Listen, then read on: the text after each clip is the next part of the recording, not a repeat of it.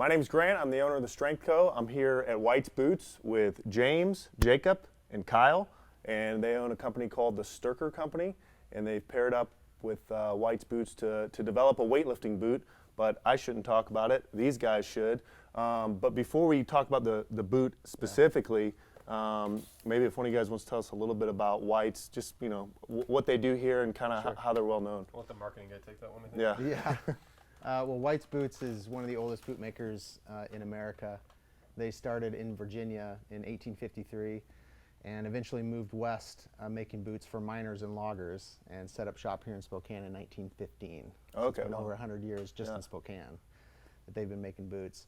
And any kind of a work that you do that is tough, logging, mining, smoke jumping, whatever it is, White's can make a boot for you. Barbell training. Yeah, barbell training. So we figured it was a good fit to come to White's and see if they could do something with a lifting shoe. Cool, got it. And then I know, James, you linked them up with Starting Strength. What's your background with RIP, or how did that kind of come together? So Jacob and I know each other from the MBA program. These two are partners and have been together in some other stuff for a while. And so I've been training using Mark's methodology, Starting Strength method, and for a couple of years now.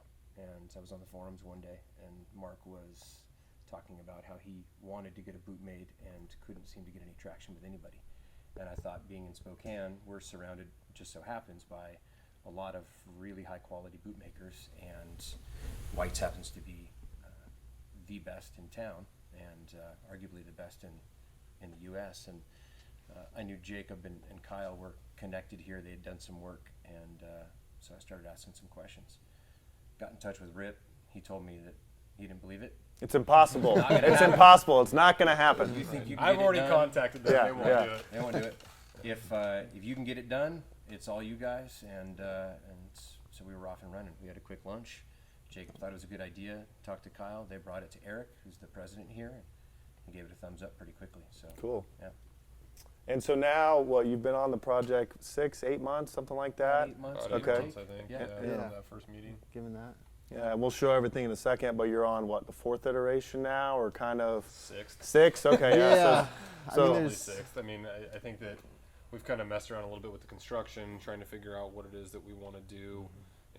How are we going to last it? Which last are we going to use? What are we going to use for? Is it going to be a stitch down? Is it going to be something we want to do on a Goodyear welt? We're going to nail the bottom, and we've just kind of been playing around with what's going to be the most durable shoe to put out to the market. Yep. I know when I first heard that Starting Strength was making a boot, I think I stumbled on it on Instagram. I found you or something, and then I didn't hear much. And then I saw it was Spokane. I was coming up here. I was like, I'm going to go check it out. And I didn't know what to think in terms of had never heard of White's Boots, right? And I didn't know if I'd be sold on it. But then when I came in here and you walked me around, and I saw the factory was going, and I saw people hand making boots, and I saw all the leather, and I saw all the boots that were getting mailed in, right? Like you can see behind us, to get rebuilt or resold or whatever it is. Yep. I was like, man, this is cool, right? And then you took me through the construction, and that was prototype 2 or 3 or whatever. And then I left, and I went on the website, and I was reading about it. I was like, this is really cool, and people will like it, which is why I've been wanting to see that. But what you guys were talking about, James just mentioned about the foot. Otto White, was that the founder or whatever? I mean, so how does that? What's his vision? How is that tying over to the boot you guys are creating? Well, Otto White was the grandson of the founder, and White's took off because of his idea about the fact that it was really about the foot. And he went after guys that were on their feet for 12, 16 hours a day, out in the woods, on the factory floor. And what he figured out is it was about the shape of your foot, and that you needed to build a boot that supported that. And so he designed, in 1926, he trademarked what everybody knows as Archie's. So if you're a customer of White's, you know Archie's. An enthusiast. Yeah, it's literally stamped on the box. I mean, they took an X-ray of a foot and made it a trademark, and then put it on everything after that from 1926 on. Yeah. And he designed 4 lasts that 90% of the people that walk through our door are going to fit into those 4 lasts. Can we grab one? Yeah. Just most people don't even know what a last is. So this is a shoe last. So this is what a boot maker is going to use when he's building the boot. and he's pulling the upper around it, and then he's putting the sole on top or on the bottom actually, but it's Sitting upside down. sitting upside down. Yeah. So therefore, it's on top. Yeah, Oh, I see. exactly. Gotcha. So, but this is the reason the last is so important is because the last mimics the foot. So it's all about making sure that when you're building a boot, that someone's foot is represented in this.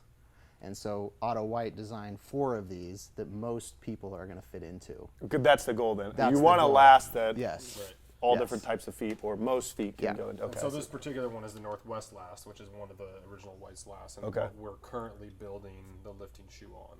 Okay. And we're, So when this- we're running yeah. these prototypes because of the fact that it has a little bit of an athletic profile, but it's still going to be wide enough that it's going to try and fit into as many people as possible. We also have some width options with the Northwest last that we may not have with some other lasts. Oh, that you'd be able to order like in different sizes. Yeah. Oh, So okay. there- yeah, Interesting. there's definitely the potential there. Okay, So- got it. Yeah. Potential. So- I don't want to mean, get it locked comes- in anything. Yeah, don't lock me Yeah, in don't get anything locked in. yet. I mean, this one comes in like 6 different widths. Okay. From 5 to 13. I mean, it's just insane how many people can fit into this Right. last. But yeah, I mean, we have other lasts than the original 4, Right. but the idea was to fit people who were going to be standing I see. and who were going to be working all day long. And so we feel like that's a really good fit for a lifter who needs that support. Yeah. And that's really what it was about for Otto. That was the true hallmark of White's, and why I think White's has been around as long as they have is because they specialized in that. Right. No, and the standing point's good. I mean, in barbell training, there's 2 things you interact with, right? The ground and the bar, and it's like it all starts, at your feet. And so no, that's good carryover. That's where this makes the most sense for me, is that you don't skimp on Right. is the bar, a belt, and for me, lifting shoes. Yeah. I can run through a pair of lifting shoes in a season. I mean, you don't walk a lot in them. You don't do a lot. I'm not running in my lifting shoes, but they take a beating. Oh, they take a beating. Yeah, they Yeah. totally are still. I mean, that's the one thing when people come into the gym, Strength Coach, Right. I'm like, okay, you don't have to buy a belt right now. You don't have to buy knee sleeves right now. Whatever. You have to buy shoes. Right. Like, Right. and here are options. Yeah. And here's White's boots option. Not yet, but soon. Ultimately, this may not be the first shoe that somebody's going to get into. Right. But you get some time under your belt. You work through that first purchase, that first $65 or $85 shoe purchase, and you go to look for something else. When you've incorporated this and made it part of your daily routine, your weekly routine, Right. you're going to see the value in something like this. You're going to buy this one time, Yeah. and 20 years from now, you'll rebuild it one time, and that'll be that. You'll probably die. Yeah. before You'll be do it a dead. second Yeah, time. you'll be dead. Yeah. Yeah. Hopefully stronger. Yeah, that's than right. You would have been.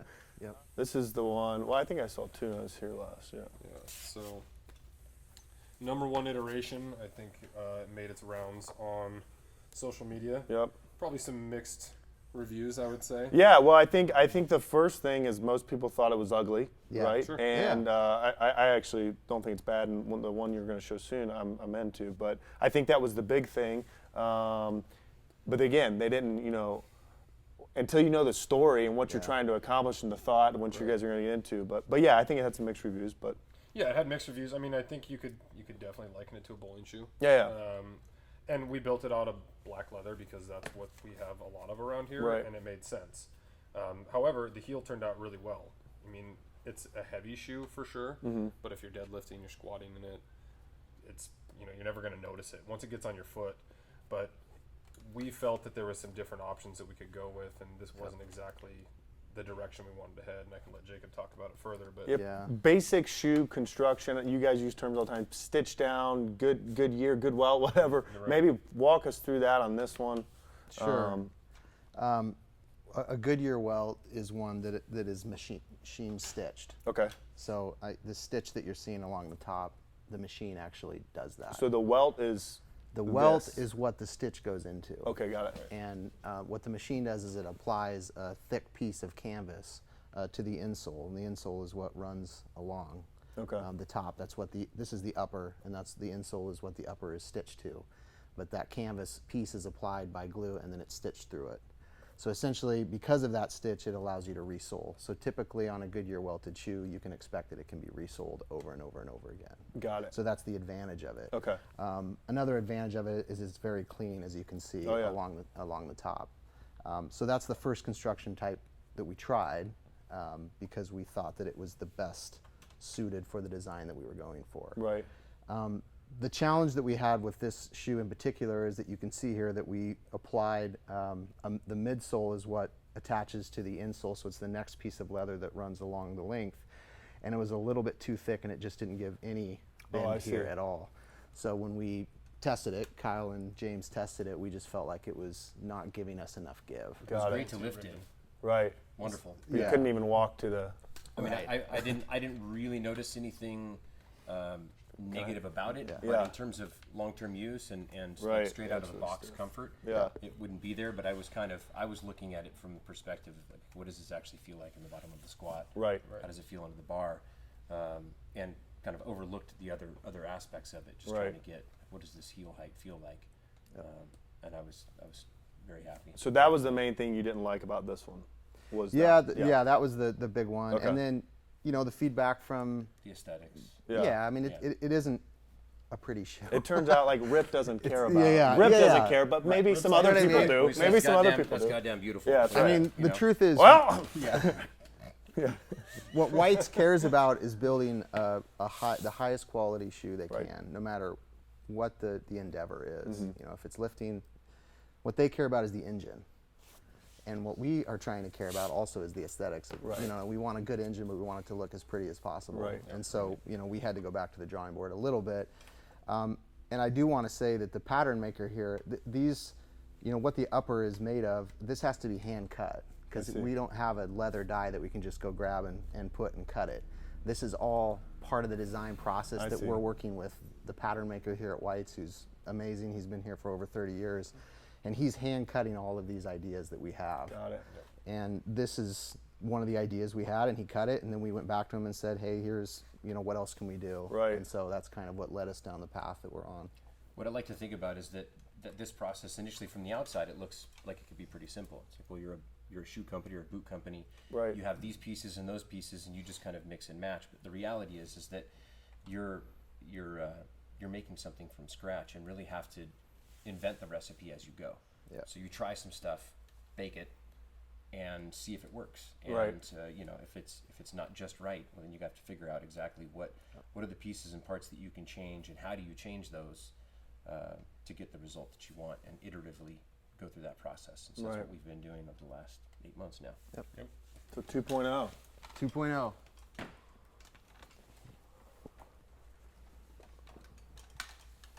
So we tried a different Toe cap. toe cap. So this changed aesthetically.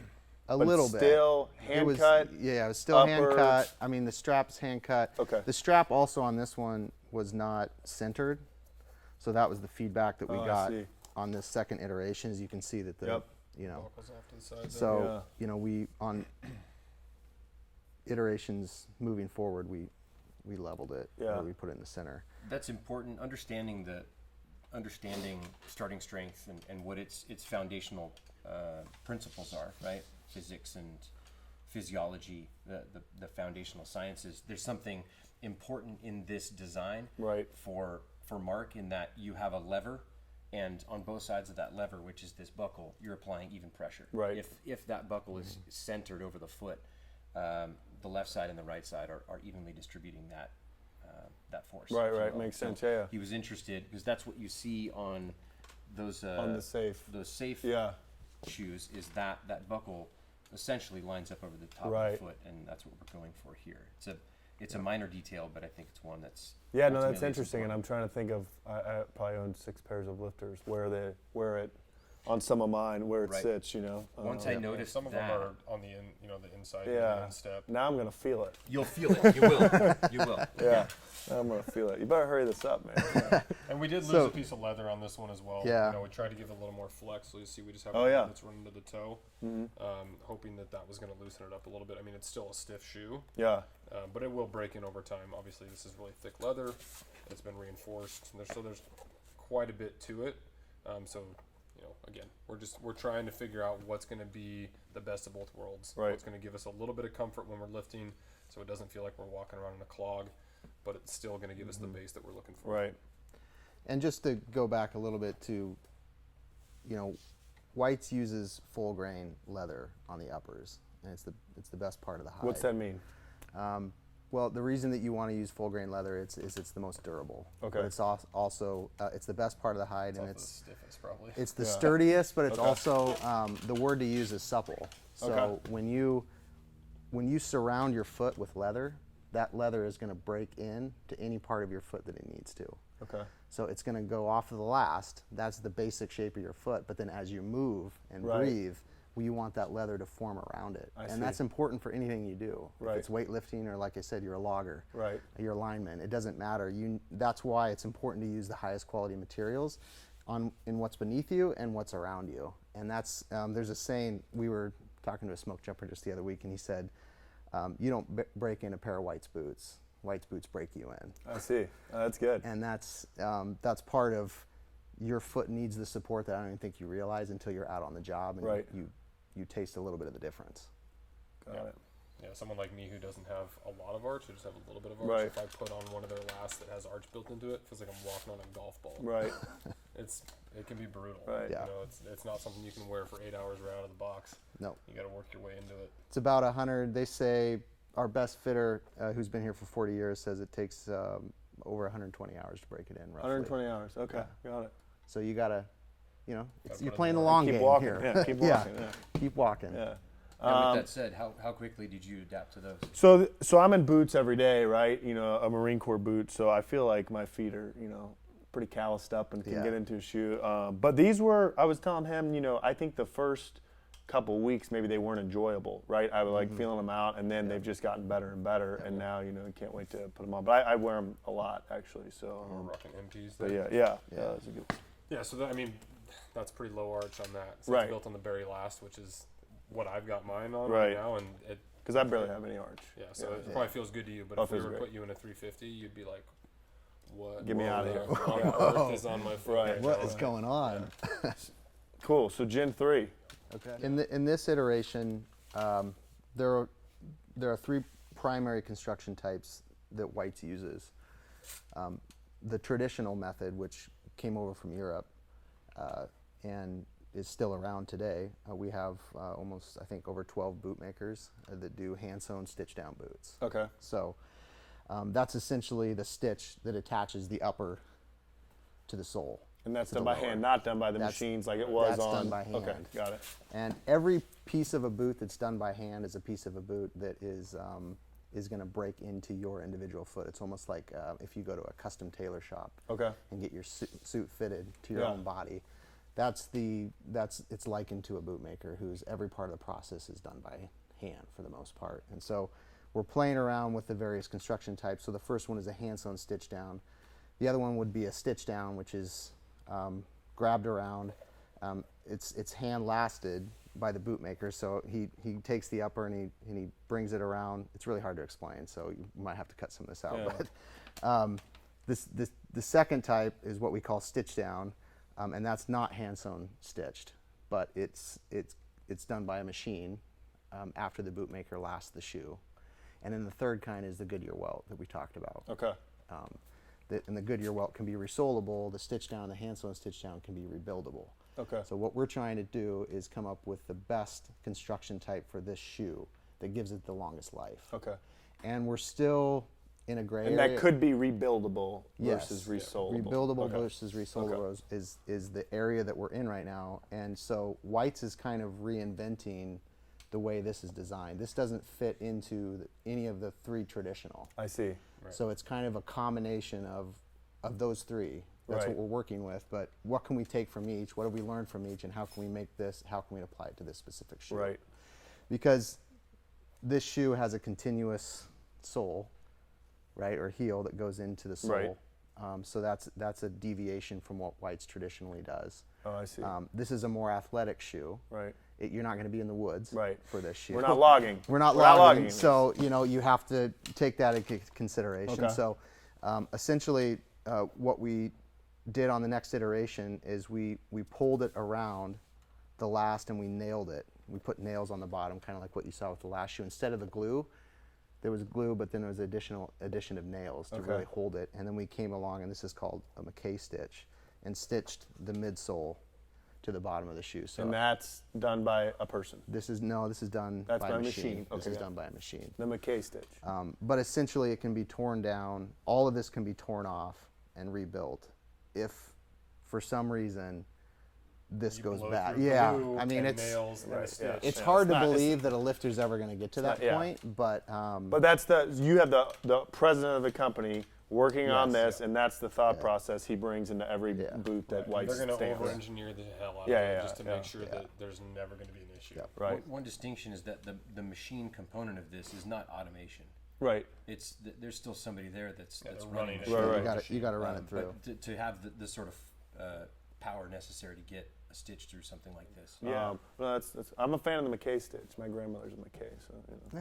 Yeah, there you go. Keep going. But Eric, I think it is important to know too that Eric Kinney, who's the president of the company, he was on the boot line for 26 years. Okay. He was a boot maker. Yeah, And he has the highest production of any boot maker in the history of the company. I mean, this guy knows boots. Yeah. He's the guy that designed the boots that you're wearing right now. okay. And he's helping us design Yeah, yeah. this. And what are they, is it interesting to them? Is it like a new challenge? Yeah. I mean, a guy that makes, I mean, boots. he's a designer at heart. He's a boot Okay. maker at heart, and Yeah. he loves challenges. And this is a challenge. I mean, anytime you're designing a new product, it brings about its unique challenges. And this is something that they've never done. So that we're having to, as James said, go along and change the recipe a little bit here and there, and get the feedback. And we're just trying to get to the point where we can get something that these guys approve of. We have to trust them Right. that they know boots, and if they approve of it, and we send it to Mark, and Mark approves it, Right. we know that it's No, ready we for know, the yeah, market. it's good, yeah, Yeah. yeah. I mean, if it weren't for them being willing to make the effort, this project's not getting done. Right, you know? right, Yeah. Yeah, there's been many hours poured into Right. these. Yeah. Was it Jesse and Richie, Eric, Scott? Yeah. These Yeah. guys A lot are of putting guys. in a lot Yeah. of time, A lot of muscle and behind it takes us. them away from other stuff that they're doing on the production line. Get Right. other people's boots out to work on a project that Yeah. So they definitely Yeah, I mean, think it's pretty interesting. clear they're making boots in here besides Right. this one. Yeah, That's pretty they're clear. putting a couple Yeah, in yeah. the factory. Yeah, yeah. It's fire season right now. That's There's right. a lot of smoke Right. jumpers Yeah. that need their boots. That's right. So this is kind of the latest version. You can see that we've centered the strap. Oh, You can see the upper. yeah. The aesthetics are nice. Yes. Yeah. It's more of what we call a lace to toe. Right. So you're going to be able to cinch and really get your foot in there, much better than you would if it's sitting back. You can see the design. This is actually the traditional lace to toe upper that White's has been running with for several years now, that Okay. we had Scott kind of riff on, and he cut it into, he obviously cut it lower for the lifter, and Increase the backstay here, so we had some good support on the Yep. heel. so we had a couple of iterations of this before we got it right, but we feel like this is the correct upper to be working with. I mean, Okay. I feel pretty good about Yeah, the yeah. upper. Now it's taking this upper and it's finding a way to sew it and attach it to a lower that is going to give us the exact lift that we Right. need, and it's going to give us the side-to-side support. We can't have it rocking, which is, we ran into that issue a little bit because of the specific construction type. And again, I think it's important to talk about, then we grabbed, Rip's old shoe, Yeah. and it, Yeah. and it, And and it it rocks. rocked the hell out of it. Yeah. So, the difference is you're Yeah. caring about things that usually aren't cared about when making the weight. If you put a bunch of weight on your back and there's a little bit of give to the rubber, you're Right. probably not going to notice the rock. Right. But when you've got a master boot maker, he Right. looks at that and he goes, "This really bothers me. Right. I can't have this happening." Right. So Well, and back to just the, and I wish we could show it on film. We might be able to later, Yeah. when the factory's running. But every part of a boot is, as James said, you might be using a machine, you might be using a tool, but there's a hand there that's guiding it. Right. And So even the machine, it's still Yes. hand. I mean, I It's- got it's you. There's no hand rendered, assembly yes. line, automatic. Yeah. and we call it hand bottoming, and it's really important because when it goes through the healing department, there's somebody there that puts it on a level, Right. and makes sure that it's level before it gets shipped out. And there's a guy that's hammering it down. Right. And it's that when you add that up over every portion that a boot has to go through in the boot making process, when you add that all up, what happens is you get a boot that's worth the money you're paying Right. and more. Right. You get a boot that's going to last you years and years. Right. And that's really what we're after. We want something in the marketplace that people can trust for years to come. Yeah, it's not going to be like you said, your first weight shoe. Probably not. Probably not. Unless you're really smart. Yeah, Then it's your first shoe, right? Yeah. Yeah. So you want to not throw away $160 on Exactly. a pair of Yeah. Nikes or Right. Adidas. Right. Cool. So this is where it sits right now. Yep. And and will this end up being thinner? Yep. Oh, yeah. Okay. Yeah, so, that'll be so this is sanded like off. it's just We'll sitting on a sand big the edge. dish. Sand all that I down. see. It's going to have a nice, Yeah. sleek profile. This to it one once looks it's all good though. Yeah, it's a said good and done. look. And it'll be nearer to the upper. That cut point on the base will be nearer to the upper than the boots you guys are wearing. The Goodyear welt requires that additional space, so this will be a tighter profile, So this is sleeker than the previous. and this is gonna have the McKay. yeah. Yeah. Yeah, this we is got it. it. I approve. I'm ready. Yeah, guys. right. So yeah, Yep. this will be the McKay. Okay, there. got That's it. why it's marked off. So it still needs to get it done. Yeah, Okay. So we got to stitch that yet and sand it down, and then we'll have to run the other one through and be ready for showtime. So let's say it ends up being this. How many people? How long? I mean, just so you get an idea of like how long does it take for this? Would this take a bootmaker to make? Like how many different? Like how many touch different it? people be involved? Like, are you making?